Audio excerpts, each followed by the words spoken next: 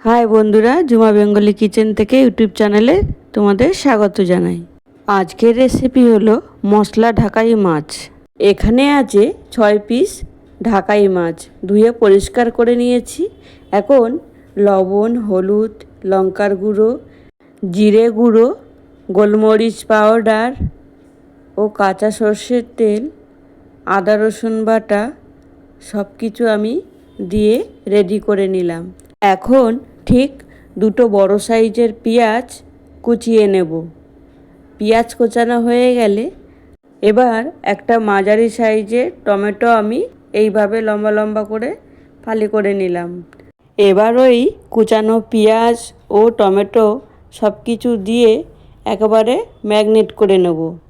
এইভাবে মশলা ও মাছ একেবারে ম্যাগনেট করে নিলাম।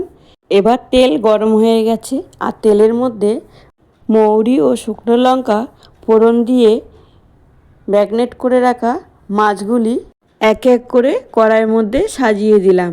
এরপর একটা ঢাকনা দিয়ে ঢেকে দিলাম।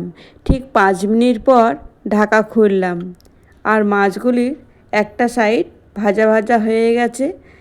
যেহেতু এটা কাঁচা মাছ, যাতে ভেঙে না যায় খুন্তির সাহায্যে হালকা করে উল্টিয়ে পাল্টিয়ে দেওয়া হলো, আর সামান্য জলও দেওয়া হয়ে গেল। এরপর একটু নেড়েচেড়ে আবারও 5 মিনিটের জন্য ঢেকে দিলাম।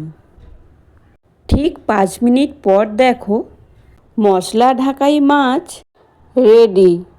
এখন এই মাছের উপর গন্ধরাজ লেবু আমি রসটা চিপে দিলাম এবং লেবুটাও আমি আস্ত দিয়ে দিলাম। এরপর একটা ঢাকনা দিয়ে ঢেকে দিলাম। ঠিক আবারও 5 মিনিট পর ঢাকা খুললাম। দেখো গ্যাসের ফ্লেম লোতে রেখেই মাত্র 15 মিনিটেই মশলা ঢাকাই মাছ আমার রেডি। আর গন্ধরাজ লেবুটা দিয়েছি। গন্ধরাজ লেবুর একটা আলাদা ফ্লেভার আছে, যাতে করে দেখতেও খুব লোভনীয় হয় আর খেতেও খুব টেস্টি ও সুস্বাদু হয়। বন্ধুরা, আমার এই মশলা ঢাকাই মাছের রেসিপিটা কেমন লাগলো একটা কমেন্ট বক্সে কমেন্ট করে জানিও।